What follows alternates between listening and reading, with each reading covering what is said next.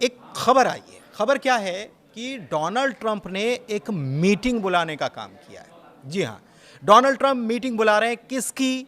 Middle east के कई मुल्क इसमें शामिल हैं। लेकिन क्यों बुला रहे हैं, क्या टेंशन है, इसी के खबर की आज हम बात करने वाले हैं।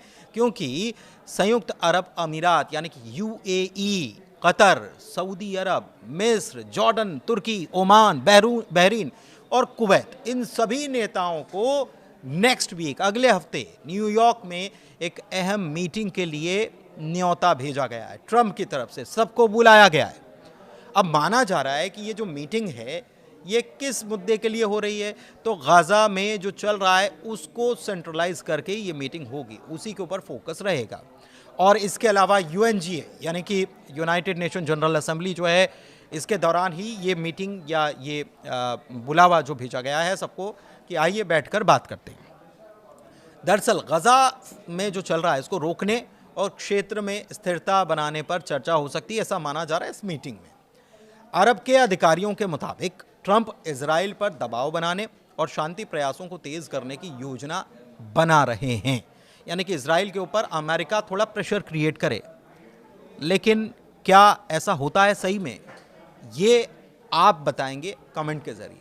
हालांकि इसके अलावा एक बैठक उसी दिन अलग होने वाली है। ये गल्फ कंट्रीज की होगी, जिसमें सऊदी अरब को शामिल किया गया है, यूएई को शामिल किया गया, कतर, ओमान, बहरीन, कुवैत, इन सब के नेताओं के साथ ये मीटिंग बुलाई गई है। तो इसका फोकस क्या है, ये भी ध्यान देने वाली बात है। इसका फोकस हो सकता है कि गल्फ में वो देश भी आता है जिसके साथ संघर्ष अक्सर अमेरिका का देखने को मिलता है, खासतौर पर इजराइल का देखने को मिलता है। हम बात करें ईरान की, तो क्या ईरान को लेकर यह मीटिंग हो सकती है? अच्छा, मेन जो मीटिंग बुलाई गई है इसमें कौन कौन शामिल होगा? सऊदी अरब शामिल होगा, यूएई होगा, कतर होगा, मिस्र होगा, जॉर्डन होगा, तुर्की होगा। और गल्फ फोकस मीटिंग में सऊदी अरब, यूएई, कतर, ओमान, बहरीन और कुवैत को शामिल किया जाएगा। ये न्योता व्हाइट हाउस की तरफ से भेजा गया है। दरअसल हाल के हफ्तों में गजा में जो तनाव बढ़ रहा है और कतर में जो इमरजेंसी समिट हुआ उसके बाद ये न्योता, ये इनविटेशन भेजा गया है ट्रंप की तरफ से। दरअसल ट्रंप ने मिडिल ईस्ट में सक्रियता दिखानी शुरू की मई 2025 से, जब वो आए थे। आपको याद होगा 3 देशों की यात्रा की थी, सऊदी अरब की यात्रा की थी, कतर की यात्रा की थी, यूएई की यात्रा की थी। तो ऐसा लगता है कि इसको आगे बढ़ाने का समय ट्रंप को लगता है कि अब आ गया है। अब ये नई पहल हालांकि माना जा रहा है। आपको ये बता दें कि इमरजेंसी अरब समिट, इस्लामिक समिट जो था 15 सितंबर में हुआ, दोहा में हुआ।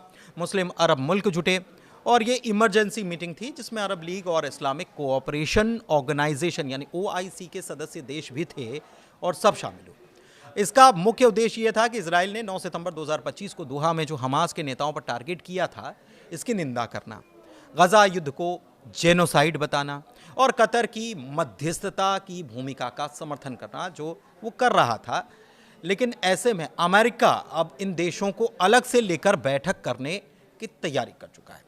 अब ये बैठक क्षेत्रीय तनाव को कम करने में क्या अहम साबित होगी, ये देखना होगा, खासकर इजराइल और हमास के संघर्ष के बीच। हालांकि इमरजेंसी अरब इस्लामिक समिट में बहुत सारी कड़वी बातें, या ये कह लीजिए कि कोई ठोस बातें हुई तो सही, लेकिन उसका परिणाम नजर नहीं आया। यानी कि कोई ठोस आर्थिक या सैन्य कदम अभी तक उठते हुए देखे नहीं गए किसी के खिलाफ, इजराइल के खिलाफ। जैसे कि ना तो इजराइल के खिलाफ तेल निर्यात रोकने पर कोई बात की गई, ना ही अब्राम अकॉर्ड जो है उसको रद्द करने को लेकर कोई बात हुई। इसके अलावा सऊदी और यूएई ने खुले तौर पर इजराइल के साथ नॉर्मलाइजेशन की नीति को भी छोड़ा नहीं है। कहने का मतलब यह है कि समिट ने क्षेत्रीय एकजुटता तो दिखाई है, लेकिन इजराइल पर इस मीटिंग से तत्काल प्रभाव से कोई असर दिखाई नहीं दे रहा है। तो ट्रंप की तरफ से ये जो मीटिंग बुलाई गई है, आपको क्या लगता है कि अमेरिका इजराइल का साथ छोड़ देगा, या अमेरिका और इजराइल जो अलाई हैं एक दूसरे के और जिनको खबर होती है कि कौन क्या कर रहा है, खास तौर पर इजराइल क्या करने जा रहा है, इसकी खबर यूएस को पहले होती है, उसके बाद इजराइल को ये कदम उठाता है। तो क्या ट्रंप इन सभी मुल्कों को साथ में लेकर बैठक करने के बाद इजराइल पर वाकई में कोई प्रेशर क्रिएट करेंगे? ये एक बड़ा सवाल भी है और ये पता तब चलेगा जब ये मीटिंग होगी और उसके बाद इन मुल्कों का रुख सामने आएगा। फिलहाल ग्लोबल अड्डा में इतना ही। धन्यवाद।